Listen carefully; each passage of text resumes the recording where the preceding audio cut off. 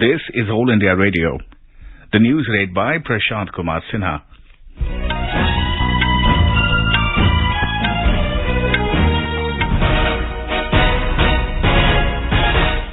Prime Minister Narendra Modi will be on a 3-day visit to Gujarat starting tomorrow. During his visit, Prime Minister Modi will visit Mehsana, Bharuch, Anand, Jamnagar, Rajkot and Ahmedabad.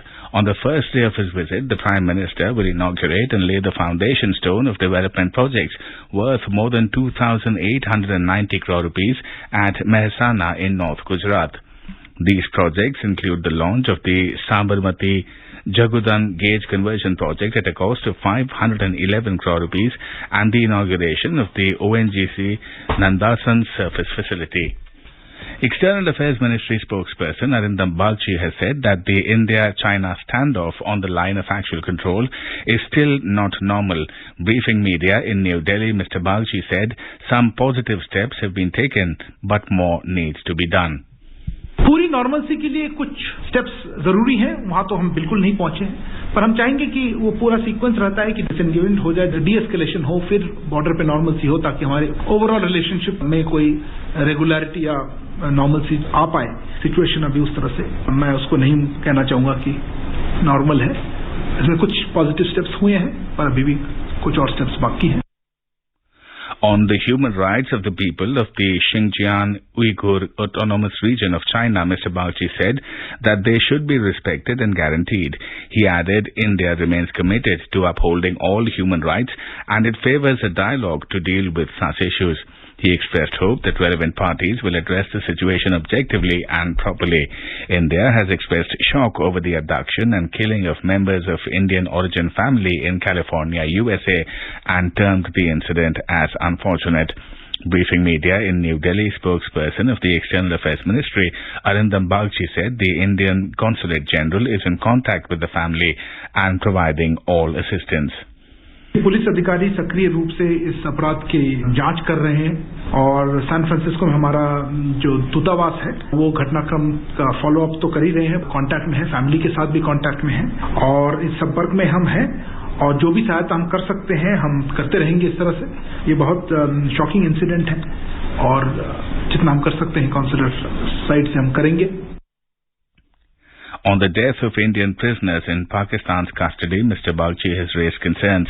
He said the increasing number of deaths of prisoners is alarming and it raises questions about the security and safety mechanism in Pakistan's jails. Mr. Bagchi has again advised Indian nationals not to get entrapped in fake job offers originating from Laos, Cambodia and Myanmar. He said about 50 people have been rescued so far from Myanmar and efforts are being made to get back others too. India has objected to the United States of America's ambassador to Pakistan, Donald Blum's visit to Pakistan-occupied Jammu and Kashmir. In a media briefing in New Delhi, External Affairs Ministry spokesperson Arindam Bagchi said India's objections to the visit and meetings in Pakistan-occupied Jammu and Kashmir by the U.S. ambassador have been conveyed to the U.S. side. Union Home Minister Amit Shah emphasized that if Assam is to develop further and attract significant private investment, then protection from floods is a key requirement. He stated that Assam must come up with a long-term plan which would provide protection from floods for decades to come and not to look at short-term measures alone. He said this while holding a meeting with Assam Chief Minister Himanta Biswa Sarma in Guwahati yesterday. Mr. Shah stressed that the Assam government should come up with a concrete action plan to protect and rejuvenate the wetlands in the state and increase their holding capacity so that they could also act as reservoirs during floods. Mr. Shah, along with BJP's National President JP Nadda, attended Assam BJP's core committee meeting in the presence of senior leaders of the state. Today, both leaders will inaugurate the new party office in Guwahati and will address a party rally at Khanapara in Guwahati. Later, Mr. Shah will attend a meeting of chief ministers and DGPs of the Northeast on measures being taken to contain the drug menace. Union Minister of State for Health and Family Welfare, Dr. Bharti Praveen Pawar addressed the second meeting of the high-level coalition on health and energy today virtually. She highlighted the Government of India's vision of attaining 450 gigawatt of renewable energy generation by 2030. Dr. Pawar added that India is already ahead of what it had pledged in nationally determined contributions, NDCs. She mentioned that the country has already achieved 39% of installed capacity from non-fossil based sources, and by 2022 it will reach the target of 40%. She informed that India has attained Sustainable Development Goal SDG target of 7.1 of providing universal access to affordable, reliable and modern energy services by 2030 by improving electrification of around 100% of households. She said India has successfully electrified 95% of district hospitals and around 90% of sub-divisional hospitals with a three-phase power supply. Dr. Pawar said cumulatively almost 75% of health centers in the country have been electrified with a cumulative solar capacity of 3.5 megawatt. This is All India Radio giving you the news. For quick news updates round the clock, follow us on our Twitter handle at AIR News Alerts.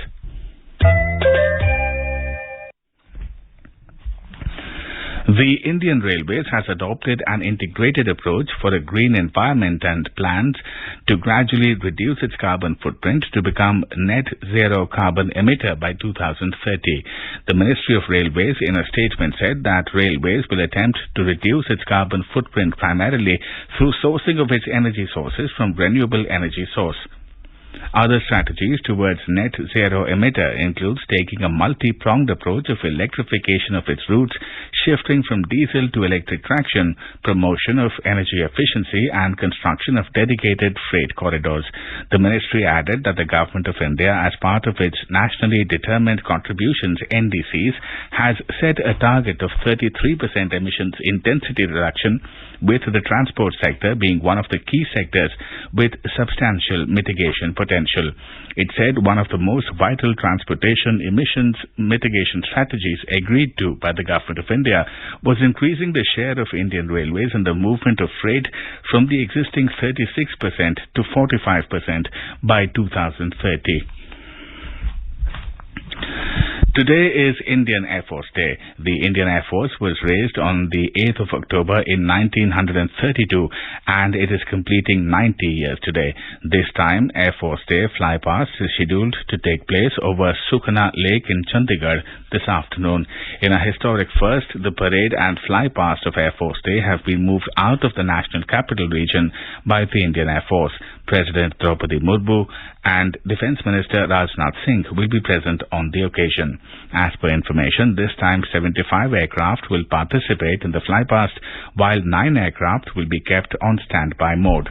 The Light Combat Helicopters LCH, which were recently inducted into the IAF, will also showcase their air capabilities in the sky at Sukhna Lake. Tejas, Sukhoi, MiG-29, Jaguar, Rafale and Hawk will also be part of the flypast. This year's Nobel Peace Prize was awarded to human rights advocate Ales Bialyatsky from Belarus, the Russian Human Rights Organization Memorial and the Ukrainian Human Rights Organization Center for Civil Liberties.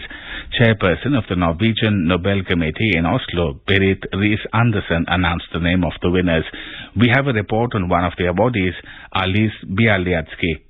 Born on September 25, 1962, in Vyartsilia, Russia's Karelia, Bialyatsky was a resident of Belarus at the time of the award. Bialyatsky was one of the initiators of the democratic movement that emerged in Belarus in the mid-1980s.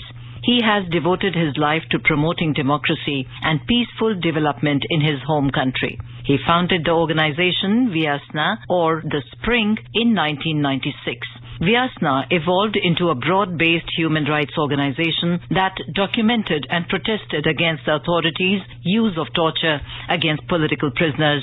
Government authorities have repeatedly sought to silence Ales Bialyatsky. Since 2020, he is still detained without trial. Despite tremendous personal hardship, Mr. Bialyatsky has not yielded an inch in his fight for human rights and democracy in Belarus.